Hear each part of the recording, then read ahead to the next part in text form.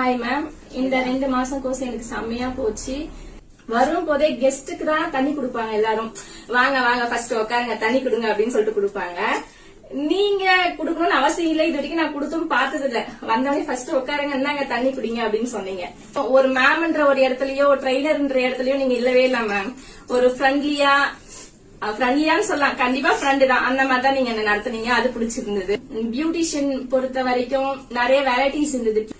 Fees ரொம்ப அஃபோர்டபுளா இருந்தது ma'am. இதுக்கு முன்னாடி நான் போன கிளாஸ்ல 50,000 மேல வெறும் பியூட்டிஷியனுக்கு மட்டுமே 50,000 பே பண்ணேன். ஆனா நீங்க பியூட்டிஷியன் முதற்கொண்டு ஹேர் ஸ்டைலு, மேக்கப் எல்லாம் சேர்த்து வெளியெல்லாம் போனா 1 lakh கண்டிப்பா ஆகும். மினிமம் 1 lakh ஆகும். நீங்க ரொம்ப கம்மியா பண்ணி கொடுத்தீங்க. எனக்கு என்னோட ஃபேமிலிக்கு அது கம்ஃபர்ட் ஜோனா இருந்தது.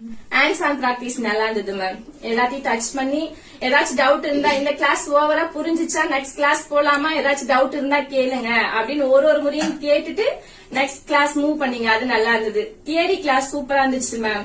போர்ட்ல டிரா பண்றதா இருக்கட்டும், பாயிண்ட்ஸ் போறதா இருக்கட்டும், அதெல்லாம் நல்லா பண்ணீங்க. தியரி கிளாஸ் புரிஞ்சுது. போதும், லைஃப் டைம் ஆக்சஸ், நீ எப்ப எந்த டைம்ல வேணாலும் வந்து கத்துக்கலாம்னு சொன்னது எனக்கு பிடிச்சிருந்தது. கத்துக்க வேண்டியது எல்லாத்தையும் கத்துக்கிட்டேன். நான் என்ன ஆகணும்னு நினைச்சனோ அந்த எண்ணத்தோட தான் நான் வெளியில போறேன். இந்த பிளாட்ஃபார்ம் எனக்கு நல்லபடியா அமைஞ்சது. ரொம்ப ஹாப்பியா ஃபீல் பண்றேன். இதே மாதிரி எல்லாரும் ஃபீல் பண்ணணும். இந்த பிளாட்ஃபார்ம் எல்லாரும் யூஸ் பண்ணிக்கோங்க. இந்த மாதிரி மேம் வேற யாருக்கும் கிடைக்க மாட்டாங்க. இந்த சான்ஸ் யாரும் மிஸ் பண்ணாதீங்கன்னு தான் நான் சொல்வேன் மேம். தேங்க்யூடா, தேங்க்யூ.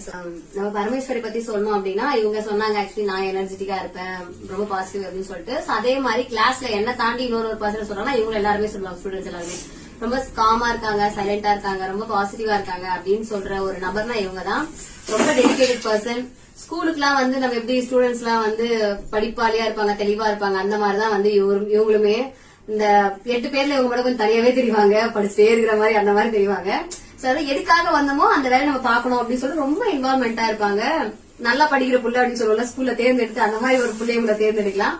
அதுக்காக எங்க ஸ்டூடெண்ட்ஸ் மத்தவங்க எப்படின்னு கேட்டுறாதீங்க. எல்லாருமே நல்லா படிக்கிற பிள்ளைங்க தான். அதுல இவங்க கொஞ்சம் சரியா தெரிவாங்க.